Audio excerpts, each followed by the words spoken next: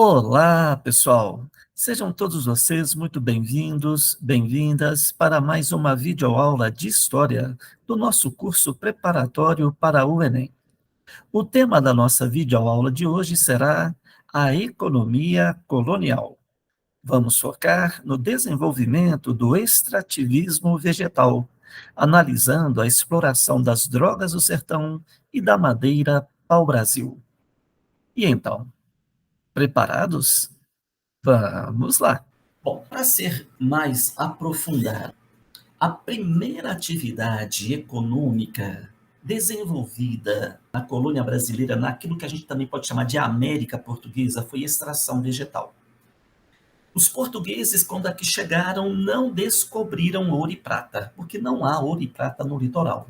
Mas descobriram, sim, a presença da madeira pau-brasil na região da Mata Atlântica. Essa Mata Atlântica que vai do Cabo de São Roque, lá no litoral nordestino, até praticamente na região do Rio de Janeiro. Infelizmente, dessa Mata Atlântica original, só sobreviveram 6% de bioma de Mata Atlântica. Bom, a madeira pau-brasil, ela é uma madeira de uma colônia que pertence ao rei de Portugal. Então, é monopólio da coroa. Então, qualquer riqueza do território colonial pertence ao Estado português. Então, é monopólio da coroa. Porém, a coroa portuguesa, ela instala o sistema de arrendamento. O arrendamento é a transferência do direito de posse. Suponhamos um rico comerciante português chamado Fernando de Noronha. Fernando de Noronha é um rico comerciante português que explora a madeira pau-brasil sob o sistema de arrendamento. Essa madeira, ela é muito valiosa do ponto de vista mercantil. Ela tem um grau de valor por causa da cor que ela traz consigo. Ela é, de fato, uma madeira valorosa, porque dessa madeira eu posso extrair um caldo vermelho, um corante vermelho. E esse corante vermelho vai ser utilizado na manufatura de tecidos.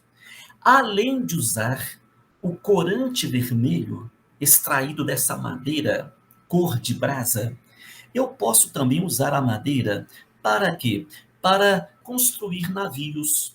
E o navio é um dos meios de transporte mais importantes do período. A expansão marítima demanda as embarcações. E para você construir embarcações, você precisa de uma boa madeira. Aí a madeira pau-brasil, que pode ser útil tanto para a extração do corante vermelho, como também para a construção dos navios. Bom, então você tem essa madeira sendo explorada sob o sistema de arrendamento. O Fernando de Noronha, por exemplo, ele adquire o direito de arrendar uma faixa do litoral nordestino. Em troca desse direito, ele se compromete a pagar 20% do valor da madeira extraída. Então, sem fazer força, a coroa portuguesa lucra no sistema de arrendamento. Então, no contexto da extração vegetal, o rei de Portugal utilizou esse artifício, o arrendamento.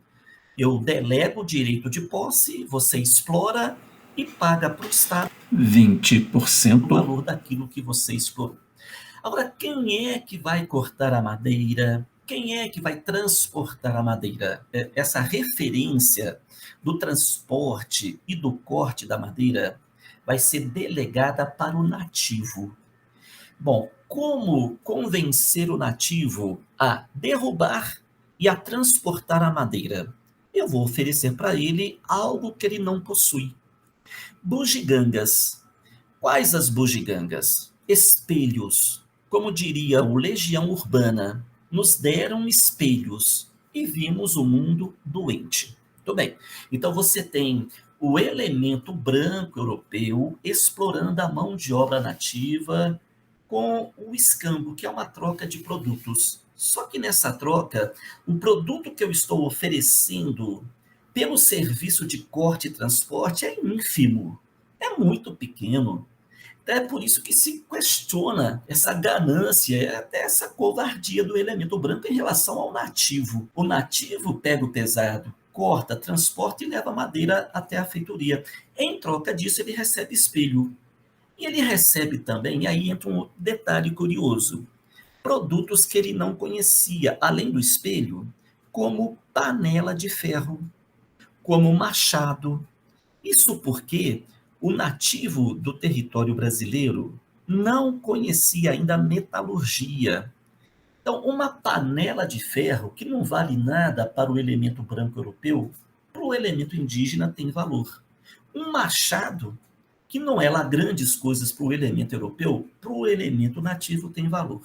Então, existe essa ponderação, né? Ou seja, o nativo ele recebe um produto que ele desconhecia. Tá? Então, ele vai ser recompensado, sim. Tá? Só que, aos olhos do mercantilismo europeu, um machado e uma panela de ferro não são nada, né? Não representa nenhum ônus para o cidadão português. Então, o português, se quisesse de fato valorizar o trabalho braçal que o índio teve de cortar e transportar a madeira, ele ofereceria algo mais valioso. Bom, o índio vai transportar a madeira e deixá-la onde? Na feitoria. O que é a feitoria? A feitoria nada mais é do que um depósito para armazenar. E esse depósito de armazenamento de produtos, ele fica próximo do cais, próximo do navio, que vai ali ancorar e depois voltar para a Europa. Dessas feitorias, desses depósitos de armazenamento, em especial da madeira para o Brasil, surgirão alguns fortes militares. Dos fortes militares surgiriam algumas vilas. Então, essas vilas que darão origem às primeiras cidades, elas surgiram em especial de feitorias. Sistema de feitorias é sistema de comércio litorâneo desenvolvido a partir desses entrepostos, chamados feitorias.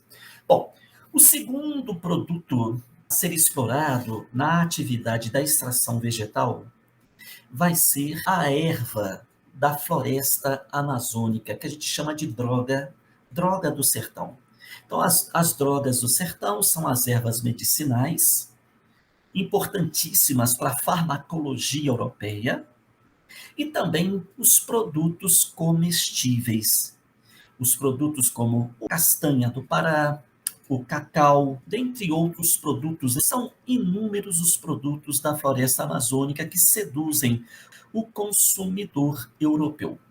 Bom, você tem nessa região esverdeada aqui no mapa o local de onde eram extraídas essas drogas do sertão. Então você tem exatamente nas regiões fluviais, né, nos afluentes aí do Amazonas, você tem a referência desse tipo de atividade. Essa atividade ela vai ser desenvolvida em especial pelas missões jesuítas. As missões jesuítas vão promover a conversão dos povos indígenas, vão se apropriar dos conhecimentos indígenas em relação às riquezas da floresta e, juntos com o próprio elemento convertido, vão promover a exploração dessas riquezas. As missões jesuítas, na verdade, se enriqueceram explorando ou as ervas medicinais da floresta amazônica ou o desenvolvimento da pecuária na região dos Pampas. Você tem missões jesuítas de norte a sul. No norte, o desenvolvimento das missões em muito se deve às drogas do sertão. No sul foi a pecuária e a extração da erva mate. As missões, os jesuítas, enquanto instituição, ficaram tão poderosos no território brasileiro que o Marquês de Pombal, lá no século XVIII, vai expulsar os jesuítas do Brasil, porque ele entendia, dentre outros motivos, que os jesuítas no Brasil representavam uma força que fazia sombra na autoridade do próprio governador-geral. Seria um estado paralelo. É como se eles, de fato, tivessem construído ao longo dos séculos, explorando as riquezas do Amazonas e a pecuária do Sul, um estado forte, influente sobre os territórios onde eles estavam instalados. Bom, aqui algumas referências dessas drogas, você tem os frutos, você tem as ervas medicinais, castanha do Pará, cacau, salsa parrilha, dentre outros, né? São todos esses produtos muito valorizados no circuito europeu. Aqui a referência das missões. As missões jesuítas, elas estão promovendo esse trabalho de conversão e, ao mesmo tempo, explorando a riqueza desse território. Muito bem, pessoal. Encerramos dessa maneira as nossas considerações sobre o desenvolvimento do extrativismo vegetal. Na nossa próxima videoaula, vamos analisar a lavoura de exportação. Inscreva-se na Espaço e Tempo. A história para quem quer compreendê-la. Muito obrigado pela atenção de todos vocês, um grande abraço e até a próxima.